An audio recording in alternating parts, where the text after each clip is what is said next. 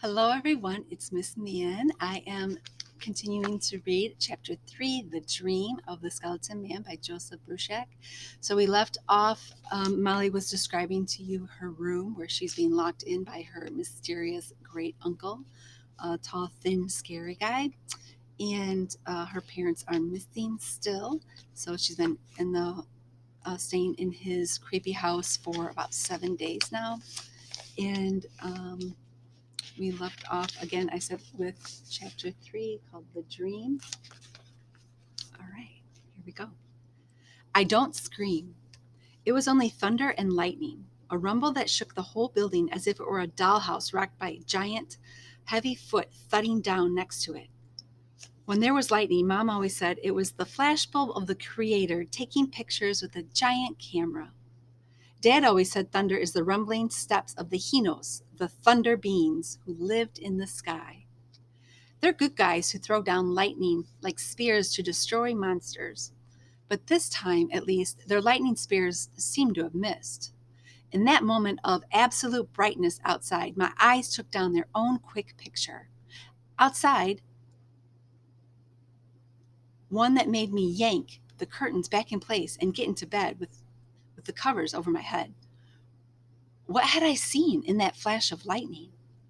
Down there on the lawn, his face shadowed by a wide-brimmed hat, was a man. A tall, thin, skinny as a skeleton man. He was standing at the door of an old shed. It was my uncle. My mind was going a million miles a minute now. Why?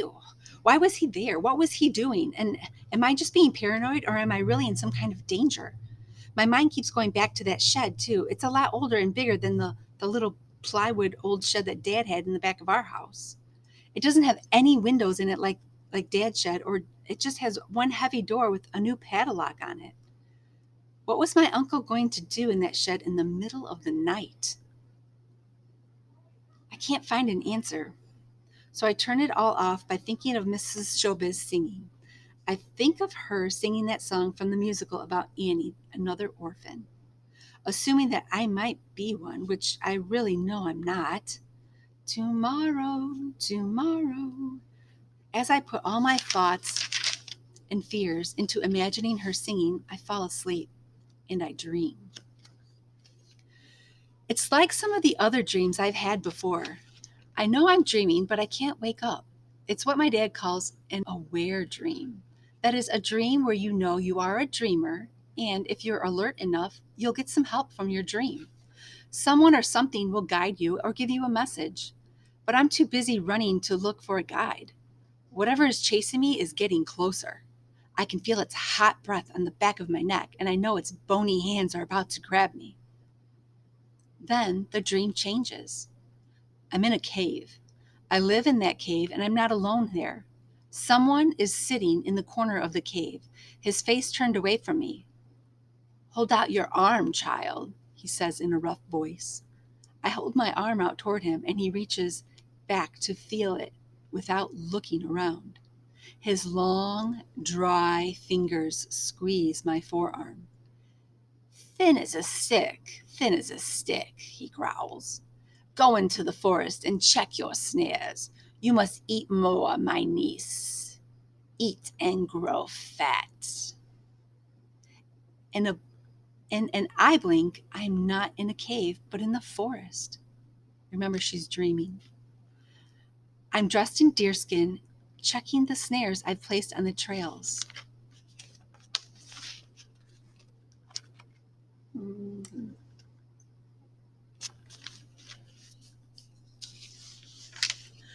I'm worried because I haven't caught anything. My uncle will be angry. Then I see motion in the brush.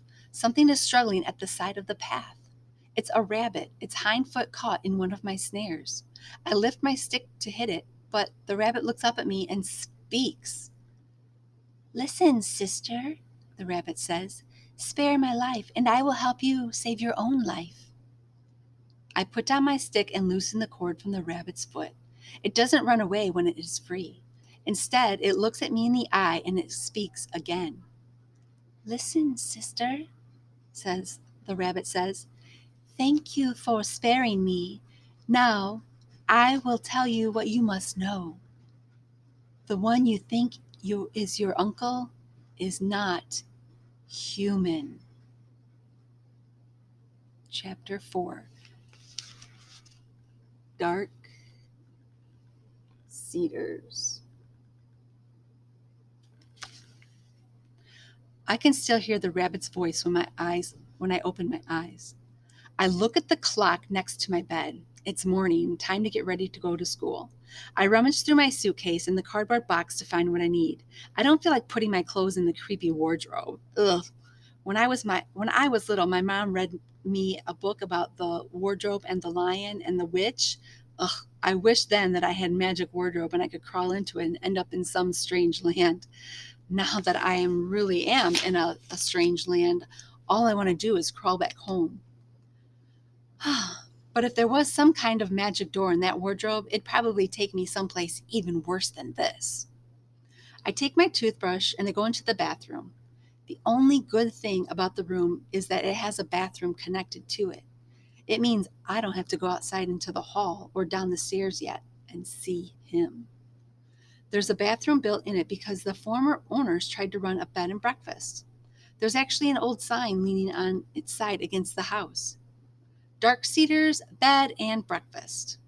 The name alone is enough to scare people away from it. But I keep thinking it's probably just didn't work out because this place is too far from the center of town. Even though it is near Three Falls Gorge, which is the town's main place of scenic beauty, as our Chamber of Commerce puts it. When my uncle got this place, he took the sign down.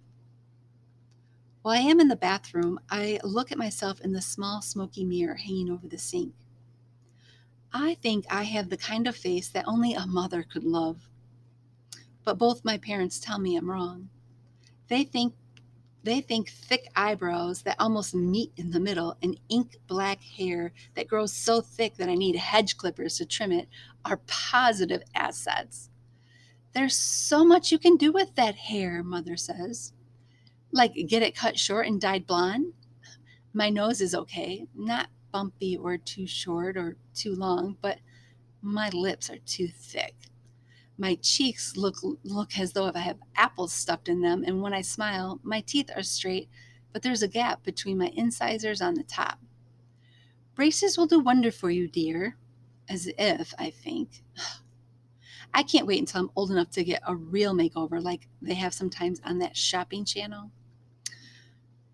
Still, though I'm not thrilled with how I look, I don't hate my looks.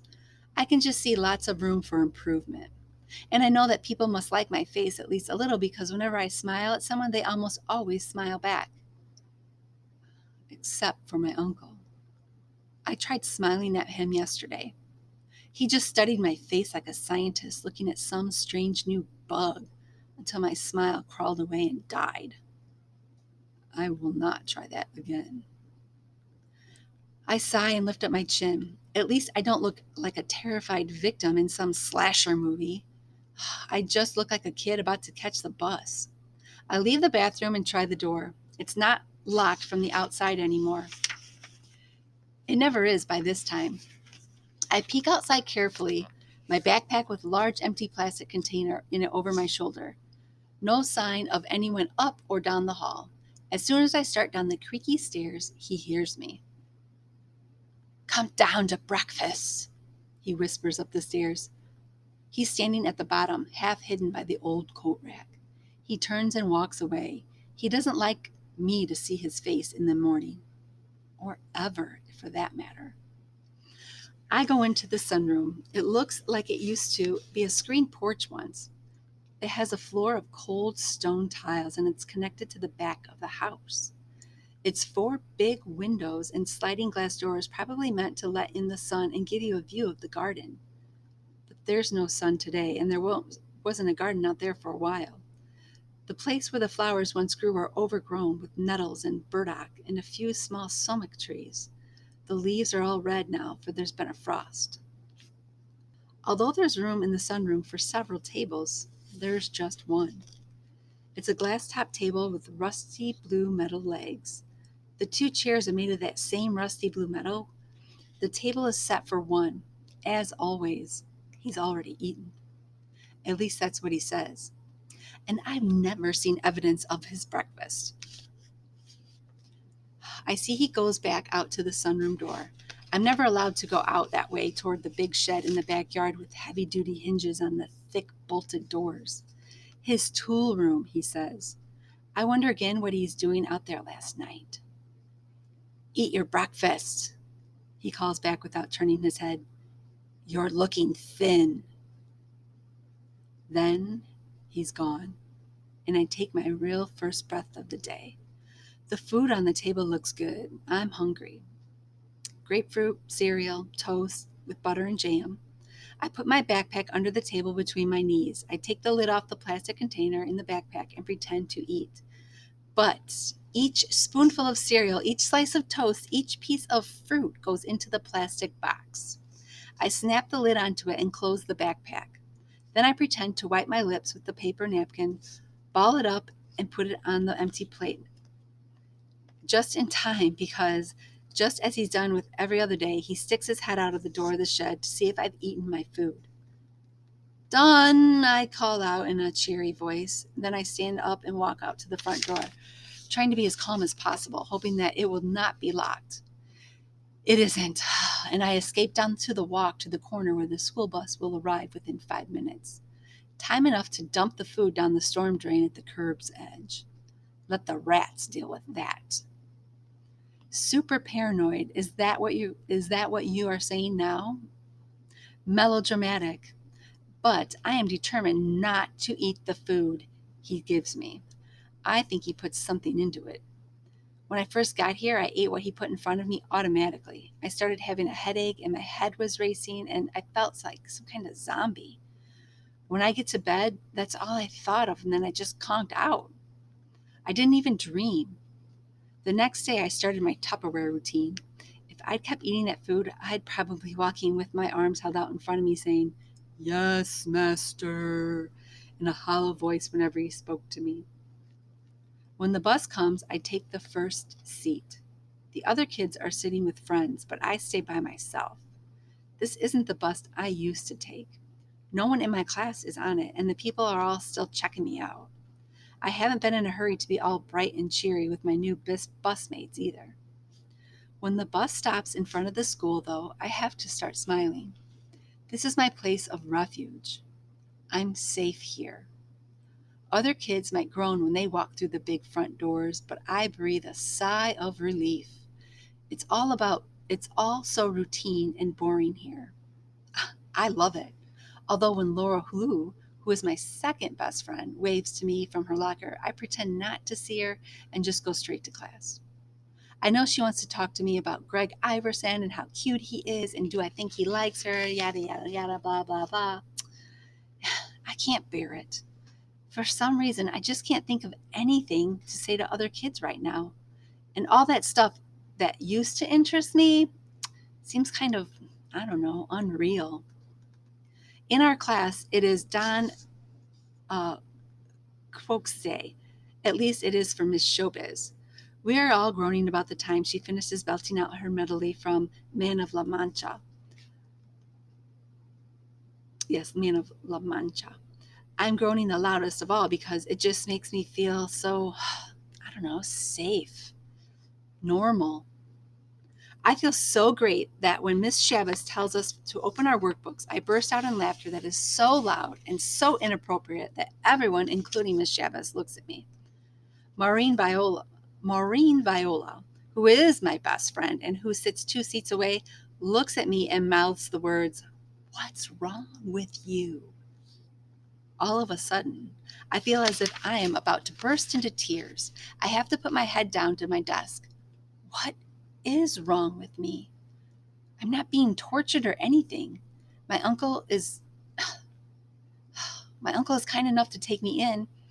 He's just a little strange. Maybe I'm truly the strange one with my worries about being drugged and my blocking my door at night and imagining what might be happening in that shed. Too much imagination. That's me. Miss Chavez had a little talk with me that afternoon. She asked me to wait behind when the rest of the class was leaving the gym. She's worried about my behavior. Is everything all right? She paused. Is everything all right? At home? What home? That's what I want to say. I want to scream and cry and have her hold me in her arms when I sob against her shoulder. But what good would that do? So I give her my patented sunny smile. Everything's fine, really fine, I say. But Miss Shabbos doesn't smile back. Really? She says in a soft voice. Then she looked beyond that smile right into my eyes as if she could see my thoughts. It's the way that my uncle does it, not like someone stealing a part of me. It's not even like an adult looking at the kid who's being unreasonable. It's the way a true friend looks at you when they say they want to help you and really mean it. No, I whisper, it's not. And then I tell her. I don't tell her everything because now that I'm in school, my fears seem a little foolish, and I don't want her to be thinking I'm being melodramatic. But I tell her how I feel, how weird it is in my uncle's house, how I really, really don't want to be there. She doesn't interrupt or ask questions. She just listens, nodding every now and then. When I'm done, I feel lighter, and I'm no longer carrying a 10-ton truck on my shoulders. Miss Shabbos lightly places her hands on my shoulders. She doesn't say I'm being foolish or that I should grow up. Sweetheart, she says, thank you for telling me. She turns slightly to write something on a card and hands it to me. Here's my home phone and my cell phone. Call me anytime, okay? We'll keep an eye on this together, right? Right, I say, and for the rest of the day, school things do almost seem right. But then I take one more deep breath and the school day's over. That's bad. The only good thing is it's Wednesday. That means I get to come back tomorrow to school and the next day before the weekend comes, which most kids love because it means we won't have to go back to school for 2 days. 2 whole days. I walk I walk home because it takes longer than the bus. I stop at a fast food place to eat enough to kill my appetite. I don't have much money left and I don't know what I'll do when it runs out. But I try not to worry about it now. There are other, more pressing concerns. Finally, it's getting dark. I can't avoid it anymore. I'm heading back to the house of doom. Eat and grow fat. There we go. Chapter 5. We'll save that for next time. Hopefully, you're enjoying the story. Leave comments and let me know what you think is going to happen next.